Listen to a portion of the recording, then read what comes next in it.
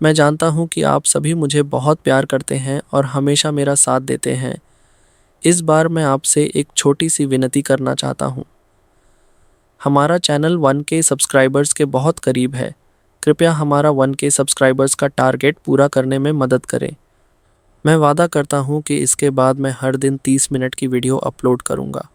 You हर गई।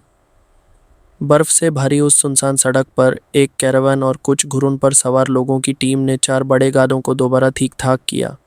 उन्हें एक बड़े स्पिरिट बीस्ट पर चढ़ाया और बिना किसी देरी के रवाना हो गए। कुछ ही लम्हों में वो लोग उस अनंत सेफ्ट बर्फ में खो गए, जैसे कभी थे ही नहीं।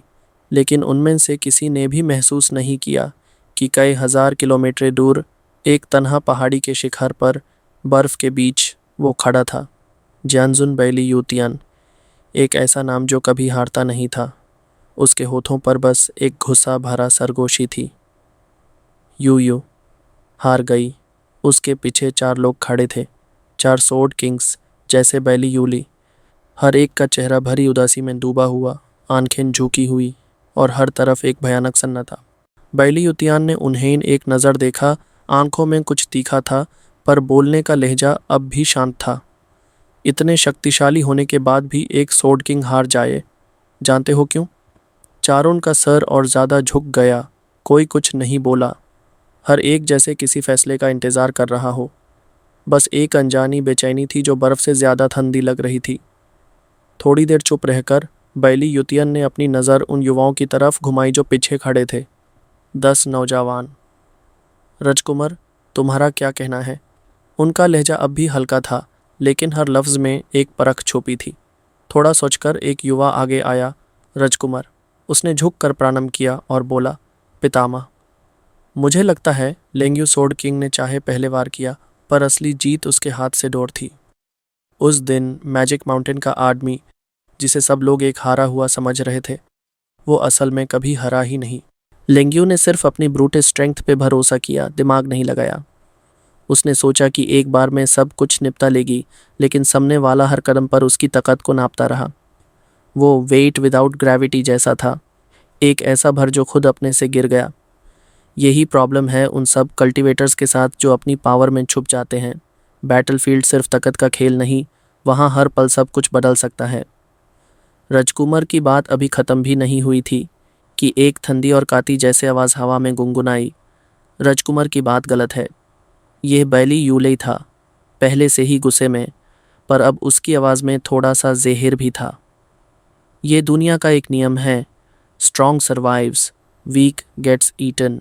उदाम भरतेबाज को प्लानिंग की ज़रूरत नहीं होती।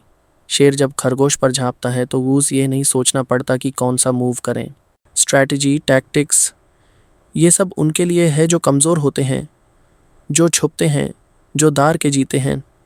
लेकिन हम 9 सोर्ड किंग्स हैं। जिस दिन से हमने कल्टीवेट करना शुरू किया है, तब से हम माउंटेन्स को पहाड़ियान समझते आए हैं। और तुम कह रहे हो कि यूयू ने प्लानिंग नहीं की?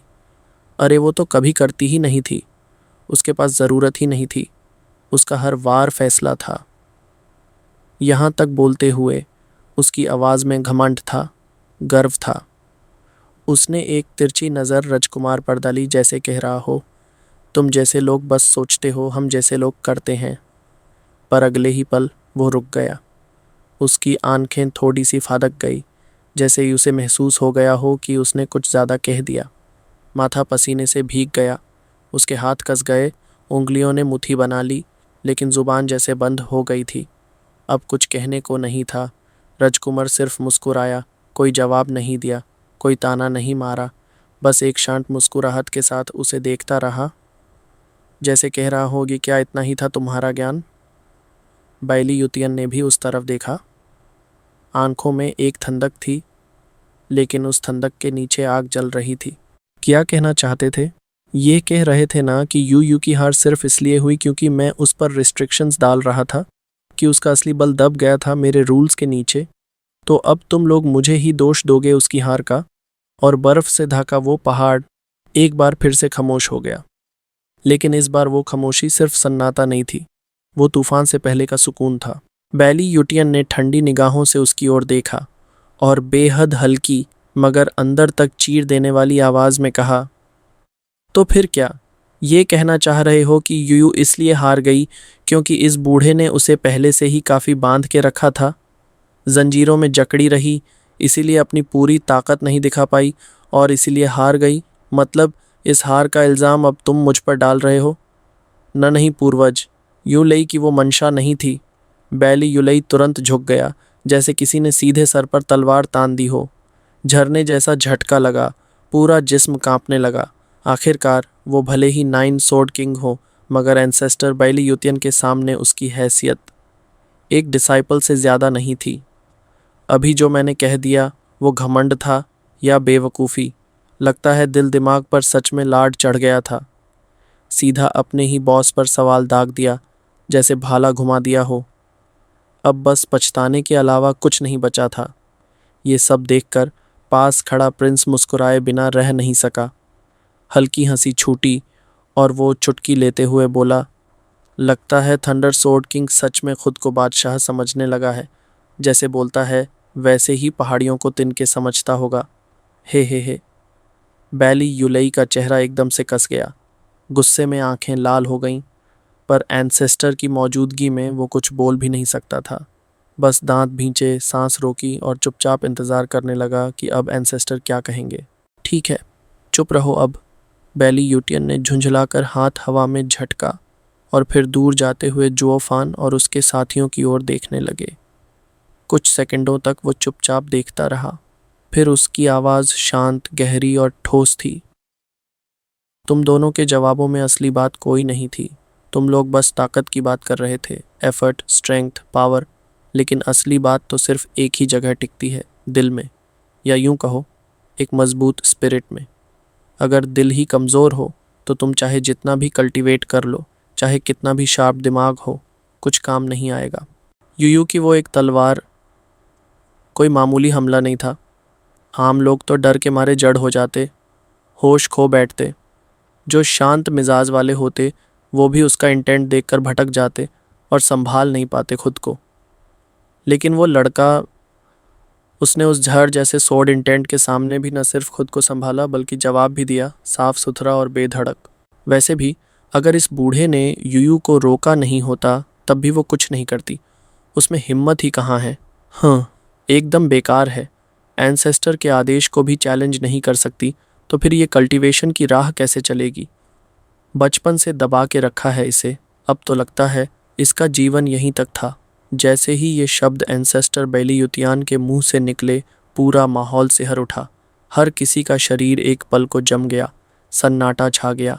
बैली यूलई का चेहरा उतर गया। धीमी पर घबराई हुई आवाज़ में बोला, एंसेस्टर, आपका मतलब ये है कि अगर यूयू आपके आदेश ना माने तो वो बेहतर बन जाएगी? बेहतर तो बन जाएगी, पर मर जाएगी। बैली यूटियन की आंखों में एक ठंडी चमकती हुई रोशनी थी, लहजा इतना ठंडा कि खून भी जम जाए।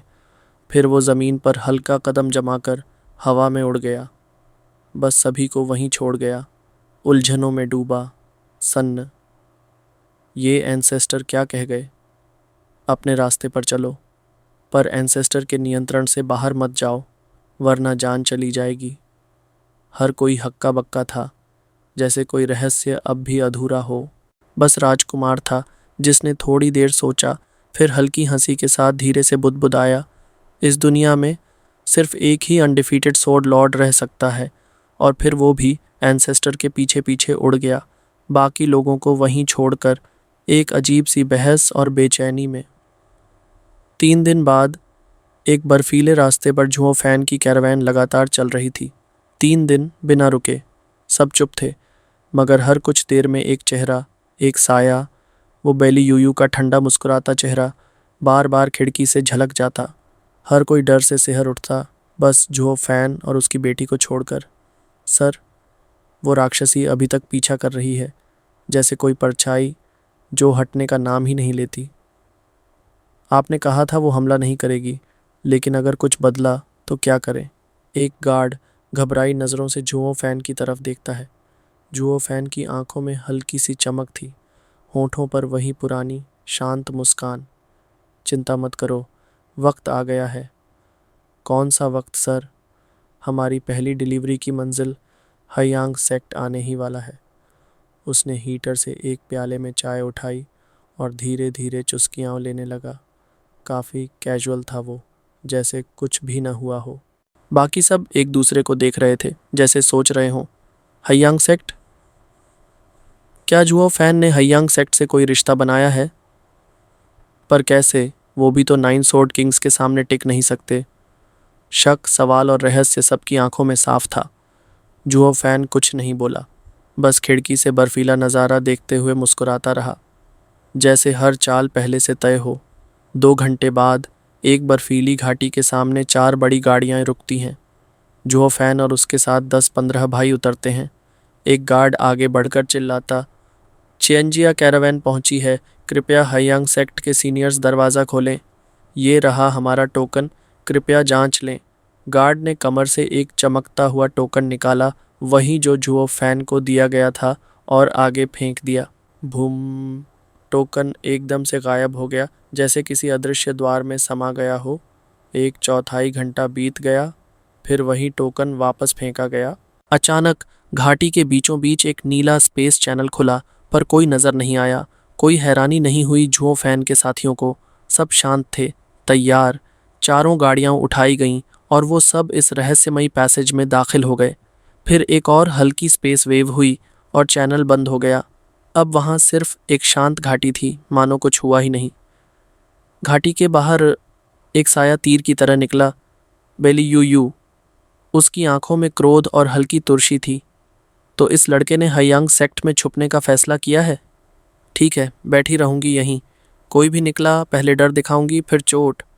वहीं अंदर जुओ फैन की टीम अभी घाटी के भीतर पहुंची ही थी कि अचानक छन्न छन्न छन्न, करीब 50 लोग चारों तरफ से प्रकट हो गए। हर कोई सोल मास्टर, हर कोई तैयार, जैसे एक झलक में भांप रहे हों कि कौन दोस्त है और कौन दुश्मन। सामने एक अधेड़ उम्र का आदमी खड़ा था, सफ़ेद वस्त्र, होठों के दोनों किनारों से लटकती 2 पतली मूंछें और उसकी आंखों में हल्की सी चालाकी की चमक। चिंता मत करो, ये सिर्फ एक रूटीन जांच है। अपनी कमर की टोकन कार्ड्स निकालो, हमें ये देखना है कि तुम वाकई छेन परिवार से ही हो। तभी पीछे से हंसी की एक लहर गूंजी। अरे यार, डीकन चाओ, आप भी ना। हम अगर छेन परिवार वाले न होते तो फिर कौन होता? मैं तो कई बार तुम्हारे सेक्ट में स्ट्रैटेजिक सामान डिलीवर कर चुका हूँ। हा हा हा। भीड़ से एक आदमी बाहर निकला, जोर से हंसता हुआ। उसने अपनी कमर से टोकन निकाली और सामने खड़े हयांग सेक्ट के शिष्य को थमा दी। फिर सीधा डीकन चाओ के पास आया। चाओ ने उसे ऊपर से नीचे तक देखा और फिर हल्के से सिर हिलाया। निकला तो वही वू वेई।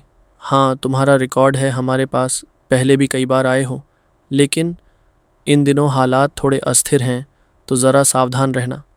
इसके बाद उसने एक निगाह बाकी लोगों पर डाली और सब समझ गए। अब हर किसी को अपनी अपनी टोकन निकालनी थी। टोकन की सोल फ्लक्चुएशन की जांच होनी थी। ये देखना था कि क्या वो उसी कल्टीवेटर की सोल एनर्जी से मेल खा रही है या नहीं। कहीं कोई मौका न हो कि कोई धोखेबाज अंदर घुस जाए। आखिरकार सबकी पुष्टि हो गई, कोई गड़बड़ नहीं निकली। अब बारी थी जो फैन की। उसने अपनी कमर से एक चिकनी सी जेड निकाली और सामने बढ़ा दी। डीकन चाओ, कृपया इसे देखें। ये हमारी कैरावन का नाम और नंबर है। आपसे विनती है, पुष्टि कर लें। चाओ ने उसकी ओर देखा। तुम हो? मेरा नाम कियान फैन है और मैं चैन परिवार का स्टीवर्ड हूँ। जुओ फैन के होठों पर हल्की सी मुस्कान तैर गई। मैं आप सबसे एक ज़रूरी बात शेयर करना चाहता हूँ। आज का एक्सप्लेन आपको कैसा लगा, ये ज़रूर कमेंट में बताना। आज मैंने कुछ नया ट्राई किया है, उम्मीद है आपको अच्छा लगा होगा। और हाँ, एक बात और, हम लोग अब 1K सब्सक्राइबर के बहुत ही करीब हैं, तो आप सबसे दिल से रिक्वेस्ट है, प्लीज़ जितना हो सके सपोर्ट करो, ताकि जल्दी से जल्दी हम 1K सब्सक्राइबर पूरा कर सकें। और जैसे ही 1K सब्सक्राइबर पूरा होगा, मैं हर दिन 30 मिनट की वीडियो अपलोड करूँगा। ये मेरा आप सबसे वादा है।